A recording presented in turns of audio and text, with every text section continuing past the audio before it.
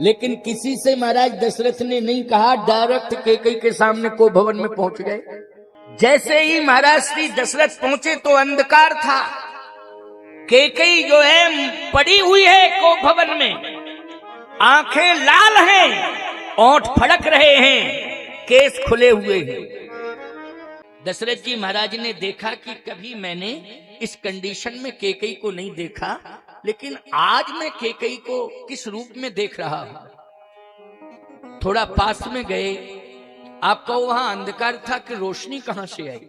महाराज श्री दशरथ के मुकुट में मणि लगी है। क्या लगी है? मणि। अच्छा बोलो भाई, जहां मणि होगी वहां क्या होगा? प्रकाश होगा। महाराज दशरथ के मुकुट में मणि लगी है, इसलिए दशरथ जी को मुकुटमणि भी कहते हैं। मणि के प्रकाश में कैकेयी का चेहरा दिख गया तो कैकेयी के केश खुले हुए हैं। दशरथ जी ने कहा, पहले तो तुम केशों को बांधो, बांधो केशों को। कैकेयी ने कहा कि मेरे केस तभी बंधेंगे जब राम, सूर्य की किरण नहीं निकलना चाहिए उसके पहले अयोध्या छोड़ के वन चले जाए, तब मेरे केश बंधेंगे, मेरी प्रतिज्ञा है। नहीं तो मेरे केशों को कोई नहीं बांध सकता है। दशरथ जी ने कहा, राम वन चले जाएं, ऐसा क्या हो गया? कैकेयी ने कहा, आप नहीं समझ रहे हैं, राम को वन भेजना ही पड़ेगा। तो कैकेयी, अयोध्या के सिंहासन पर कौन बैठेगा? कैकेयी ने कहा कि अयोध्या के सिंहासन पर भरत बैठेगा। राम 14 साल के लिए बन जाएगा, भरत सिंहासन पर बैठेगा। दशरथ जी ने कहा कि कैकेयी भरत सिंहासन पर बैठ जाए कोई दिक्कत नहीं है, लेकिन राम बन ना जाए, राम अयोध्या के अंदर रहे, क्योंकि राम बन जाएगा तो निश्चित रूप से राम का जीवन सुरक्षित नहीं रह पाएगा। इसलिए राम को अयोध्या की 4 दीवारी के अंदर रखा जाए, भरत को राजा बना दिया जाएगा, भरत राजा बनेगा। राम भी समर्थन करेगा भरत का, राम समर्थन करेगा भरत का।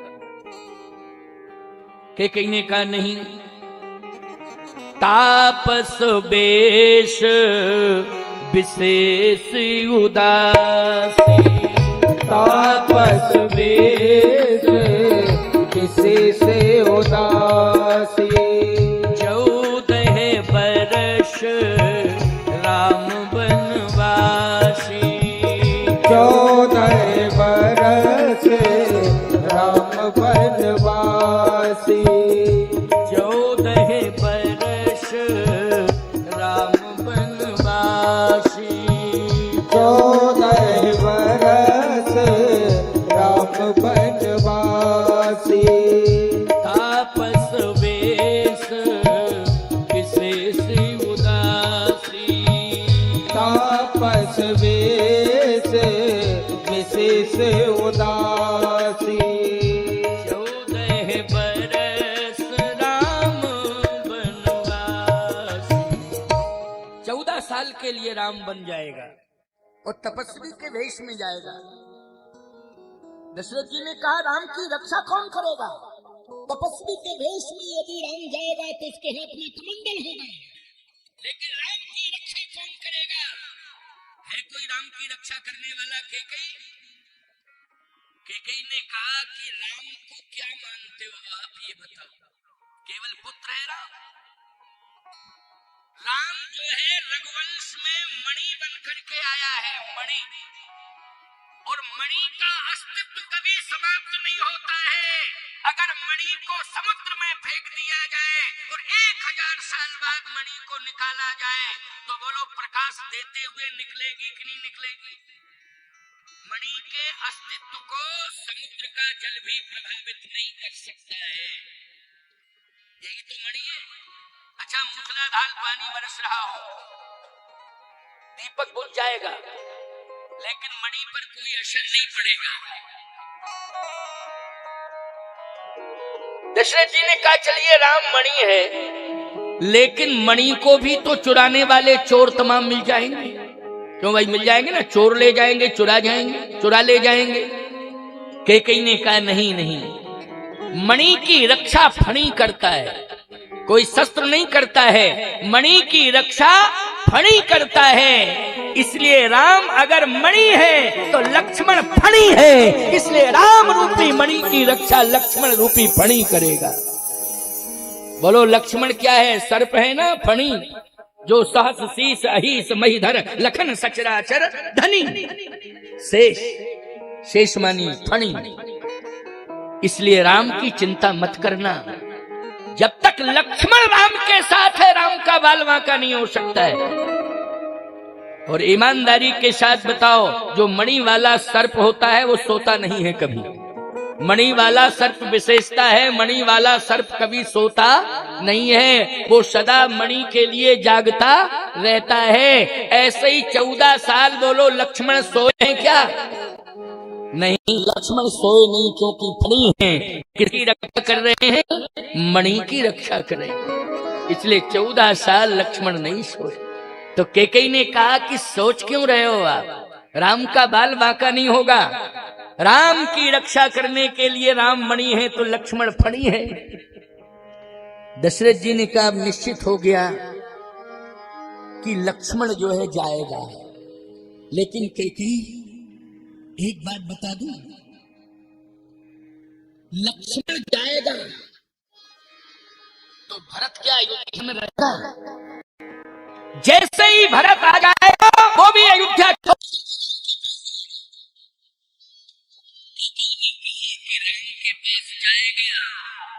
लेकिन मैं भरत के साथ जाऊं। क्यों? इसलिए कि भरत दीपक है और दीपक को संभालने की संभालती है। जल्दी बोलो, मां संभालती है कि नहीं संभालती है?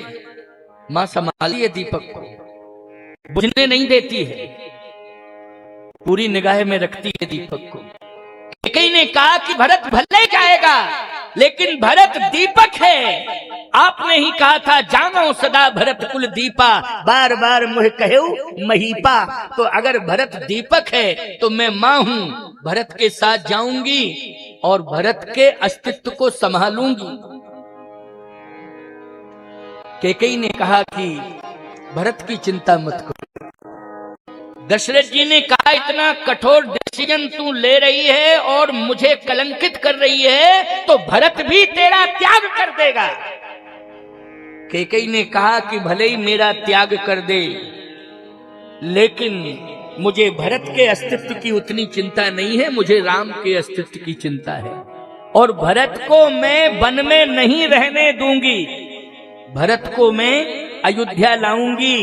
और अयोध्या लाऊंगी कहा, भरत भले ही मेरी बात नहीं मानेगा तो राम की बात अगर मैंने स्वीकार की है तो राम मेरी बात भी स्वीकार करेगा।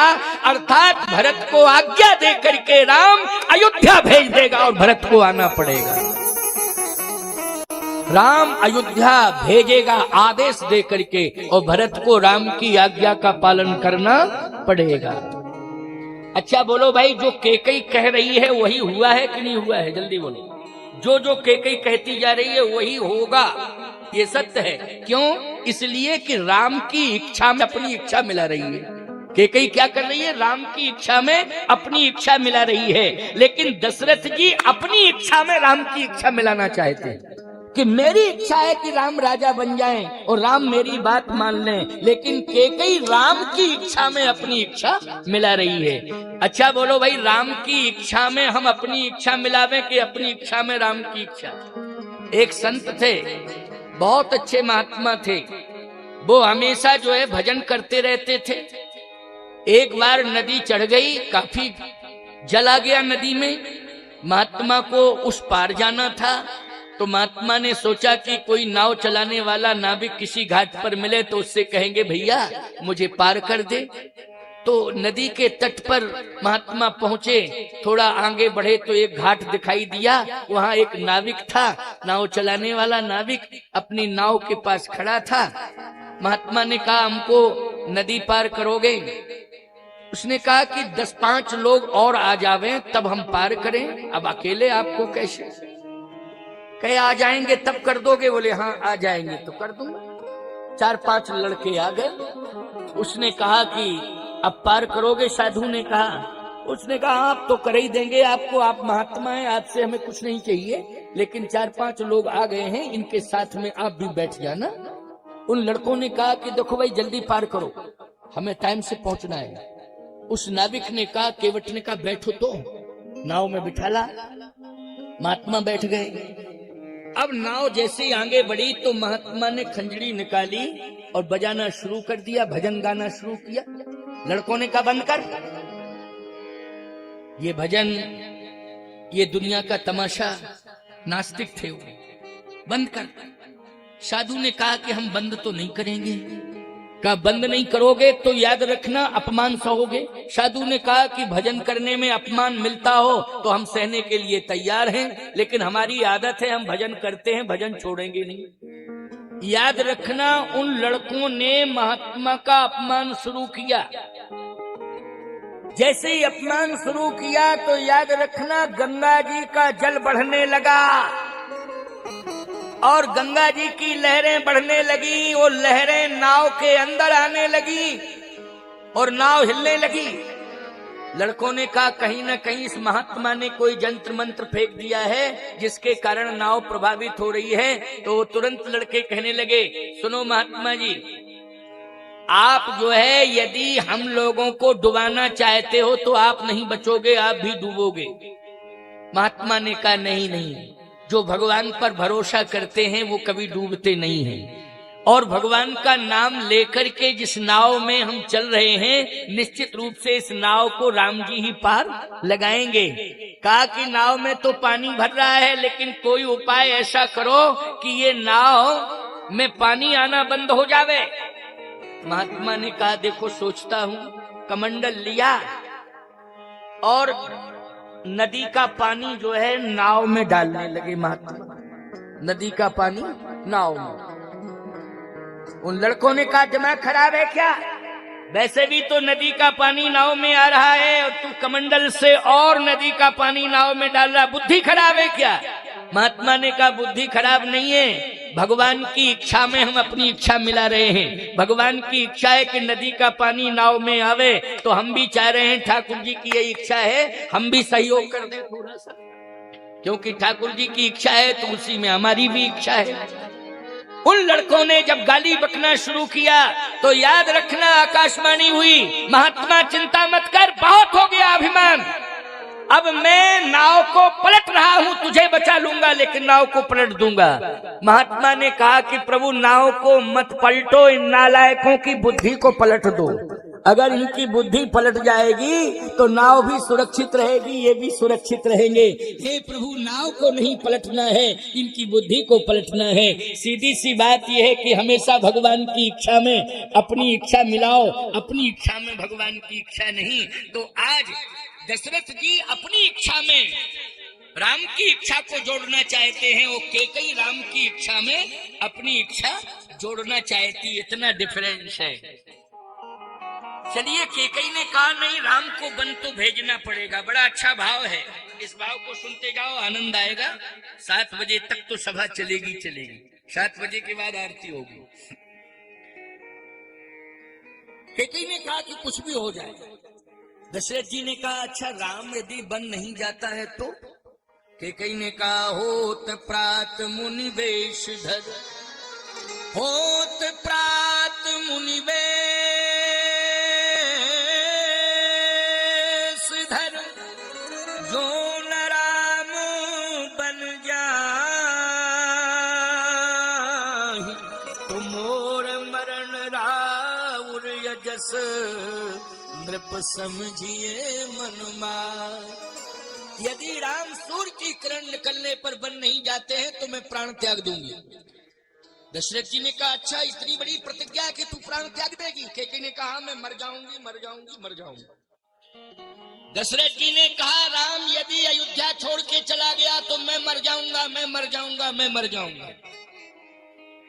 पति पत्नी में जिद छिड़ गई, कैकेयी में दशरथ जी में। दशरथ जी कहते राम बन जाएंगे तो मैं मर जाऊंगा, कैकेयी कहती राम बन नहीं जाएंगे तो मैं मर जाऊंगा। अच्छा एक बात बताओ, पत्नियां होती और पति पत्नी में एक कंडीशन पैदा हो जावे, क्या? पति कहे कि मैं मरूंगा, पत्नी कहेगी मैं मरूंगी, लेकिन मौत ये कहेगी समझौता कर लो, दोनों में से कोई एक को मैं ले जाऊंगी, लेकिन आपस में समझौता कर लो। तो मुझे तो ऐसा लगता पत्नी मौत से यही कहेगी कि मुझे ले जाओ लेकिन मेरे पति को रहने दो। क्यों भाई? अच्छा, पति ये कहेगा कि मुझे ले जाओ, पत्नी को रहने दो। अच्छा, एक पत्नी हो अलग बात, जब तीन तीन है तो एक आध चली जाएगी तो क्या दिक्कत है भाई? तीन में से एक आध चली भी जाएगी, पति तो एक ही ना है, और पत्नियां तीन हैं, अगर एक चली जाएगी तो दो तो रह जाएंगी कम से कम। लेकिन ईमानदारी के साथ बताओ, ऐसी कंडीशन में महाराज दशरथ और कैकेयी के बीच में जो मौत खड़ी हुई है, उसमें किसकी मौत हुई है जरा बोलो? दशरथ जी की मौत। बोलो हुई कि नहीं हुई? जबकि कैकेयी स्पष्ट कह रही है कि राम जी बन नहीं जाएंगे तो मैं प्राण त्याग दूंगी, और दशरथ जी कह रहे राम जी बन जाएंगे तो मैं प्राण त्याग दूंगा। दशरथ जी को मरना पड़ा। तीनों महारानियां हैं, ये वैधव्य ले ली हैं, लेकिन मरना किसे पड़ा? महाराज दशरथ को। मृत्यु का कारण भी मैं बता रहा हूं, उसको भी सुन लो। आज की कथा में ये कारण भी मैं सुना दूंगा अभी। प्यारे, बड़ी विडंबना है आज। पति पत्नी में इतने मतभेद होते जा रहे हैं, उभरते जा रहे हैं, ये कली का प्रभाव बढ़ता जा रहा है। ये पति पत्नी का प्रेम कौन नहीं जानता है, अंतिम श्वास तक निर्वाहित होता है। लेकिन आज विडंबना ये है कि विरोध इतना बढ़ता जा रहा है कि आज अदालत के दरवाजे तक पहुंच गया। बोलो भाई, पति पत्नी का विरोध। आज जज को डिसीजन देना पड़ रहा है, वकील पैसा ले रहे हैं, अदालत के चक्कर काटते फिर रहे हैं पति पत्नी। धन भी जा रहा है, धर्म भी जा रहा है, सम्मान भी जा रहा है। बोलो, सब कुछ जा रहा है ना? धर्म भी जा रहा है, धन भी जा रहा है, सम्मान भी जा रहा है। सोचो जरा, विचार करो, ये जिंदगी कब तक के लिए मिली है? आखिर ये जिंदगी में हमें कहीं ना कहीं ये डिसीजन लेना पड़ेगा कि इस अंतरंग विरोध को समाप्त करना पड़ेगा। ये पति पत्नी का विरोध यदि बढ़ता जाएगा तो निश्चित रूप से हमारा सनातन शर्मिंदित होता जाएगा। और पाश्चात्य कल्चर के लोग यही कहेंगे कि बहुत दुहाइयां दी जाती थी कि सनातन धर्म में पति पत्नी का संबंध एक साधारण संबंध नहीं है, वो एक संस्कार है। क्या है? सामान्य संबंध नहीं, एक संस्कार है। लेकिन मैं चैलेंज के साथ कह रहा हूं, विदेशी सभ्यता में वो संस्कार नहीं है, समझौता है। विदेशी संस्कृति में पति पत्नी ये समझौता है, संस्कार नहीं है। लेकिन भारत में पति पत्नी समझौता नहीं है, ये संस्कार है। इसलिए संस्कार विधि के द्वारा बनाया गया है, ब्रह्मा के द्वारा बनाया गया है। विधि के विधान को चुनौती मत दो, इसलिए प्रेम बना करके चलो, पति पत्नी प्रेम से रहें। मैं आज व्यासपीठ से भगवान से यही प्रार्थना नित्य करूंगा कि हर परिवार में खुशियां हो, पति पत्नी प्रेम से हो, माता पिता का आदर हो, बच्चे जो है अपने से बड़ों का सम्मान करना सीखें। ये मैं भगवान से प्रार्थना करूंगा, क्योंकि हमें यही तो चाहिए ठाकुर जी से, और कुछ नहीं। कि हे प्रभु, घर घर में खुशियां रहें, घर घर में प्रेम रहे, न धन की बर्बादी हो, न धर्म का अपमान हो, न जिंदगी ढोई जावे बल्कि जिंदगी जी जावे। आज जिंदगी ढो रहे हैं हम, जिंदगी जी नहीं रहे हैं, बड़ी विडंबना है। तो आइए सुनिए, कैकेयी ने कहा कि मृत्यु मृत्यु बार बार आप कहो तो ये आप डिसीजन अपने आप लें। क्या आपको लेना है? राम नहीं जाएंगे तो मैं प्राण त्याग दूंगा। दशरथ जी ने कहा कि कैकेयी, कौशल्या पर क्या बीतेगी? इसका मतलब है कि मैं ही प्राण नहीं त्यागूंगा, कौशल्या भी प्राण त्यागेगी। और यदि कौशल्या ने प्राण त्याग दिया तो सुमित्रा भी नहीं रहेगी, वो भी प्राण त्यागेगी। इसका मतलब यह है कि राम के बन जाने से इतनी बड़ी क्षति होगी इक्ष्वाकु वंश की, सूर्यवंश की। इसलिए थोड़ा निर्णय ले ले, तू विचार कर ले। कैकेयी ने कहा कि मुझे विश्वास है कि मेरी बहन, बड़ी बहन कौशल्या बहुत समझदार है और मेरी बड़ी बहन कौशल्या साधारण नहीं है। अगर आप अन्यथा न लें तो मैं हाथ जोड़ करके कह रही हूं आपसे ज्यादा समझदार। अच्छा, और सबसे ज्यादा समझदार यदि कोई है इक्ष्वाकु वंश में तो राम है। कौन है? राम। इसलिए राम जो निर्णय ले रहा है या राम के लिए जो निर्णय लिया जा रहा है, उस निर्णय पर आप थोड़ा विचार करें। राम के लिए निर्णय यही लिया जा रहा है कि राम बन जाए, बन। कैकेयी ने कहा कि आप वन का अर्थ क्या लगाते हैं? वन का अर्थ केवल जंगल होता है? वन का अर्थ केवल हिंसक जानवरों के रहने का स्थान होता है? वन का अर्थ होता है बनना। बोलो भाई, वन का अर्थ क्या होता है? बनना। यदि राम अयोध्या में रहेगा तो केवल अयोध्यापति बनेगा, और राम वन में रहेगा तो राम विश्वनाथ बनेगा। पूरे विश्व में राम का सम्मान होगा, पूरे विश्व में राम को सम्मानित किया जाएगा। राम का जीवन ही बन जाएगा। राम जो है अखिल ब्रह्मांड नायक बन जाएगा। इसलिए राम जन जन का राम बनेगा।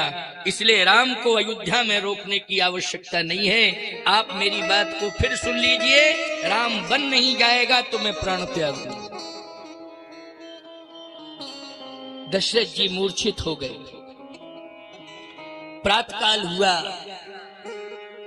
सुमंत जी से प्रजा ने कहा कि महाराज क्यों नहीं निकले हैं, क्या कारण है, पता लगाओ।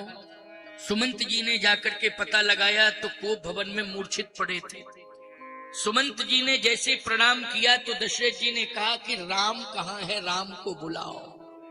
सुमंत जी राम जी को लेने जा रहे हैं, और जैसे सुमंत जी राम जी को लेने के लिए गए तो राम जी तो तलाश रहे थे कि मेरे पिताजी कहाँ हैं।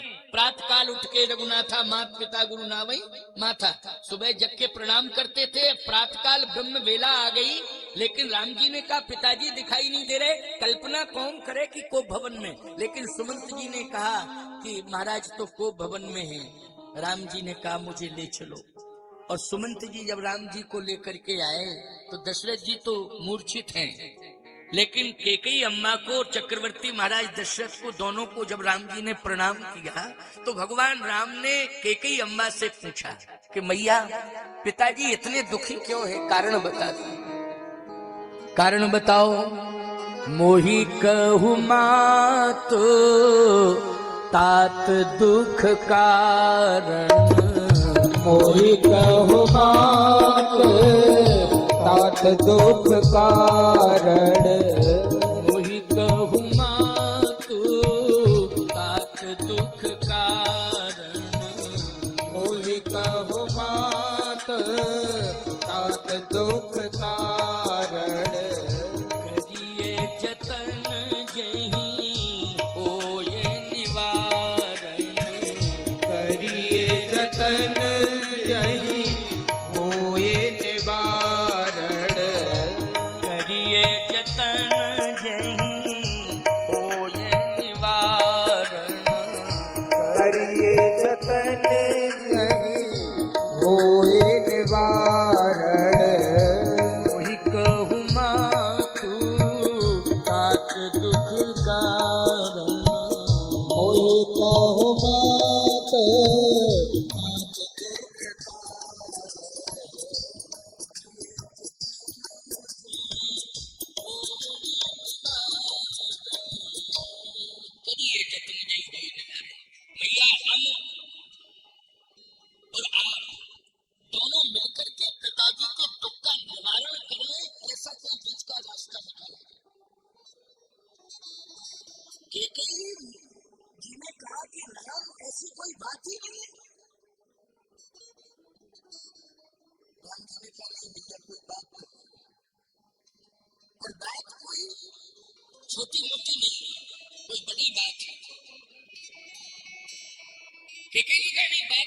है, बड़ी बात नहीं, छोटी बात है। राम जी कहते हैं नहीं मैया, मैंने ऐसा नहीं कहा था, आपने ज्यादा बड़ा डोज दे दिया इसलिए बेहोश हो गए, होश में ही नहीं है। नहीं तो सुरपति वशी बाहुबल जाके नरपति रहे सकल रुख ताके, लेकिन सो सुन किए रिस गयो सुखाए। कोई बड़ी बात कह दी है मैया, इसलिए तू बता तो दे मुझे क्या कहती है। देखी ने कहा मैं सच कह रही हूँ राम, मैंने ज्यादा बड़ी ऐसी कोई बात नहीं कही। राम जी कहते थोड़े हूँ बात, थोड़े हूँ बात को सुनकर के पिताजी को इतना दुख हो जाए ये विश्वास नहीं है। मैंने तो ये कहा था भैया कि आप प्रयास कर लेना, लेकिन प्रयास क्या, आपने तो इतनी जबरदस्त समस्या पिताश्री के सामने रख दी है कि पिताजी को होश ही नहीं। तो समस्या क्या रखी है ये तुम बता दो।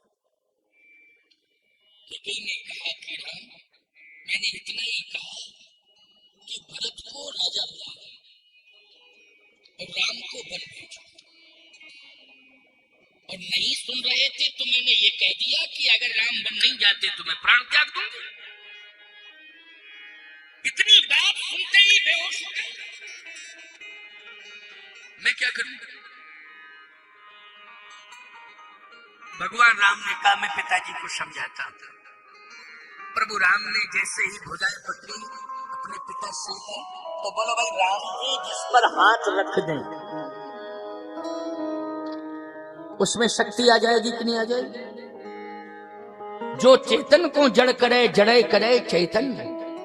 भगवान राम ने जैसे ही स्पर्श किया चैतन्यता आ गई। कहा राम राम राम राम, आ गए हो राम? हाँ पिताजी मैं आ गया हूं। बेटा राम, मैं बहुत बड़े धर्म संकट में फंस गया हूं, मैं बहुत बड़े धर्म संकट में फंस गया हूं, आज मुझे धर्म संकट से उबार लो। भगवान राम ने कहा पिताजी क्या धर्म संकट है? महाराज दशरथ ने कहा धर्म संकट यही है कि अभी अभी मैंने तेरे कानों तक यह समाचार पहुंचाया था, राज सुनाए दीन बनवासी, मैं तुझे राजा बनाऊंगा, लेकिन इस क्रोध भवन में आज मैं अपने शब्दों को वापस लेने के लिए मजबूर हो रहा हूं। ये धर्म संकट है। वचन दिया मैंने तुझे, राज सुनाए दीन बनवासु, कि मैं राम को राजा बनाऊंगा, राम को राजा बनाऊंगा। और मैंने अयोध्या वासियों से भी कह दिया कि काल ही देव राम युवराजू, कल मैं राम को युवराज पद पर पदस्थ करूंगा। लेकिन आज मेरे सामने ये कंडीशन है कि मैं तुझे राजा नहीं बना पा रहा। अब राम तू बता, अयोध्या का राजा कौन बनेगा? राम जी ने कहा भरत प्राण प्रिय पावहि राजू, मेरा भैया भरत मुझे प्राणों से ज्यादा प्यारा है, वो राजा बनेगा। कैकेयी ने कहा मैंने पहले ही कहा था कि नहीं कहा था? जो राम का मन है वही मेरा मन है, जो मेरा मन वही राम का मन। राम की इच्छा में मैं अपनी इच्छा मिला रही थी, और इतनी बात सुन करके आप बेहोश हो गए। मैं बार बार आपको समझा रही थी कि मैं राम की इच्छा में अपनी इच्छा मिला रही हूं। दशरथ जी ने कहा राम, भरत राजा बन जाए मुझे कोई दिक्कत नहीं, लेकिन तू बन ना जा। अयोध्या की चार दीवारी के अंदर तू एक झोपड़ी बना करके रह जा, 14 साल झोपड़ी में गुजार ले, लेकिन मैं अयोध्या की सीमा के बाहर तुझे नहीं भेजना चाहता। भगवान राम ने कहा पिताश्री,